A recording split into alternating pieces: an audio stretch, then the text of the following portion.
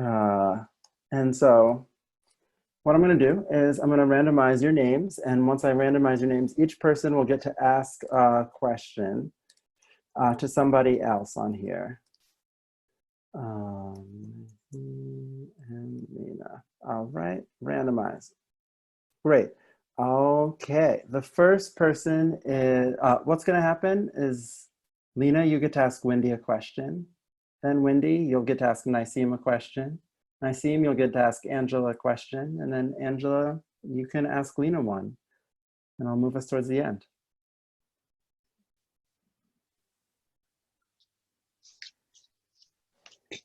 Okay. Wendy,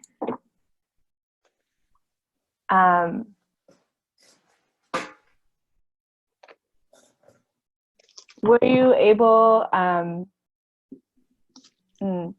guess my question for you is, how do you feel hearing a little bit of what Niceem and Gail have shared? And how do you feel for your experience in radical faithfulness? I feel like I was a lot less, I didn't have so much of the personal experience exactly. It had more to do with me trying to locate myself, you know, as a revolutionary at that time in Stadium Stompers and Left Roots and Sanctuary Advocate Coalition and the other things that I was doing then. So I think I didn't feel the same degree of like personal catharsis and all of that, but I think that's okay too. Thank you. You're welcome. Nice team. Nice to see you.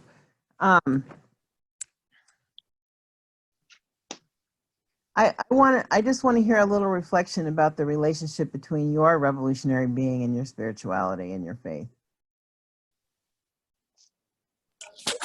For me, I really, honestly, I don't think I connected the two until radical faithfulness, honestly. I always felt like they needed to be separate, specifically in my work with Soil Generation, Urban Creators, Treehouse, the nonprofit revolutionary radical faithfulness work I do, or the radical work I do, excuse me, never really connected until I guess radical faithfulness, and it was a really humbling experience where I felt like it was kind of an evolution of like me coming to who I am and me being like 25 now and entering a new phase in my life. It was interesting and it was really humbling as I felt like it was all new terrain. So I was constantly learning and constantly crying and constantly praying and constantly in meditation because I was not ever sure if I was doing the right thing, I guess. I used to question myself as to whether I was praying the right way, right? Like, was I asking God for the right things? Was I manifesting the wrong things? Was I putting the wrong energy out into the work I do? Was I doing the right work? Am I qualified to do the right work? Is this God's plan for me? And it was like, oh wait, I see, God put you here for a reason, bro. You good, relax, chill, you got this. You are doing the right thing.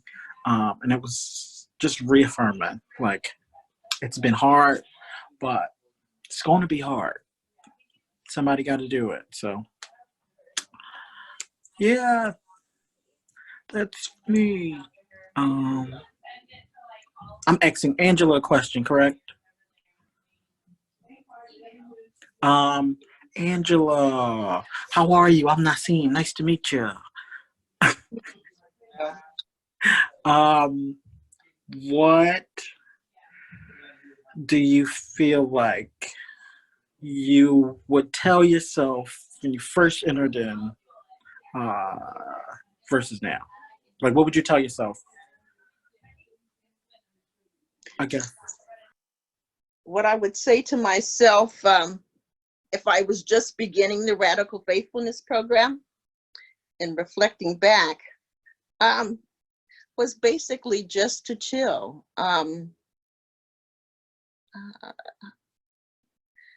Just being aware that most of the pressure that I experience is self-imposed, and that just the reality between faith and action,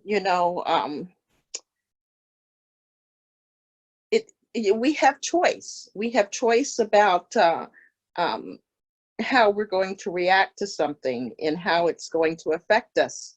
And I would just ask myself to just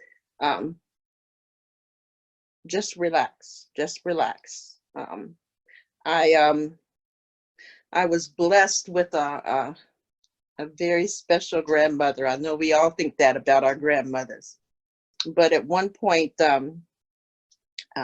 I can't remember. I must have been about 9 or 10, and somehow it came up in the conversation, that saying of being on the fence.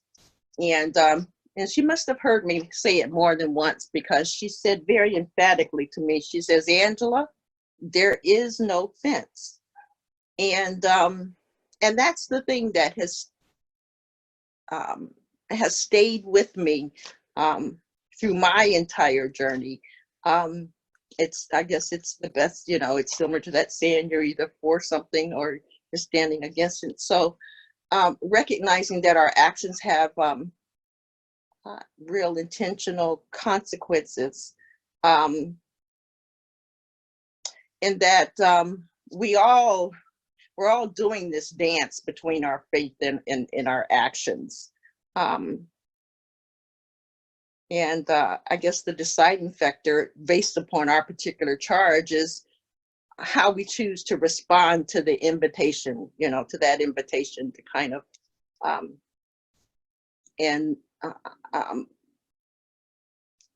the Radical Faithfulness program was probably the most significant program for me in terms of really pulling together and having this sense of grounded call. And so there was some real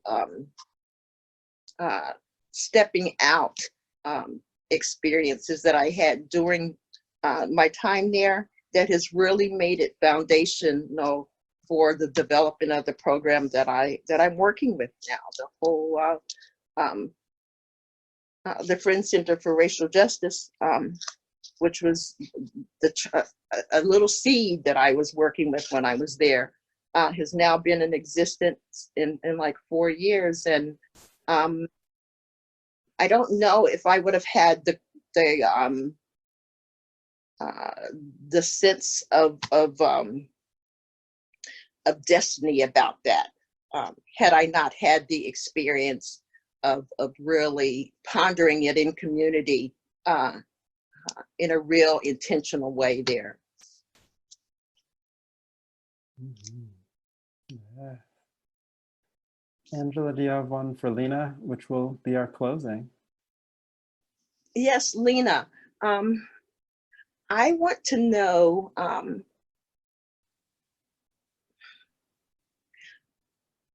where do you find your joy? Where do you find, because I know that the work that you do is pretty labor intensive, and what keeps you going when you have such a public arena to be present to?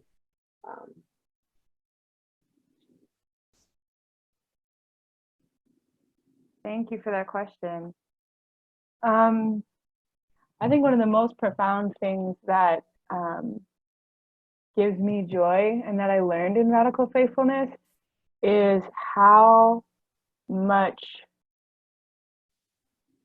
resources out there from spirit, from myself, from other people. And I think what gives me a lot of joy is connecting with other people in a really I don't know, like just an actual real way. I think I'm totally someone who got entangled up in some of the stories of, oh, we got to be perfect. There's such thing as doing it the right way, and you have to just kind of like be tight and in yourself and like work really hard in this way, and you have to figure it out. And if you don't, you're a bad person.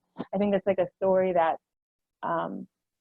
I was really taught growing up, and I think what gives me joy is just the like I can make mistakes. I have stuff to offer even though I make mistakes, and it gives me a lot of joy to be connected with people in that kind of imperfect, human, messy way. And to like, it gives me joy to have, like build relationships with folks where we can be really real with each other and be like, you made a mistake. Like I can laugh at you because you made this mistake, and you can laugh at you because you made this mistake. And yeah, I take a lot of joy in like the deep, like spiritual knowledge of like, oh, I don't have to be perfect. And I like constantly have to relearn that all the time. Like I'm constantly having to like unpack that out of myself, unlearn that out of myself. But it gives me joy to be with people and not be perfect.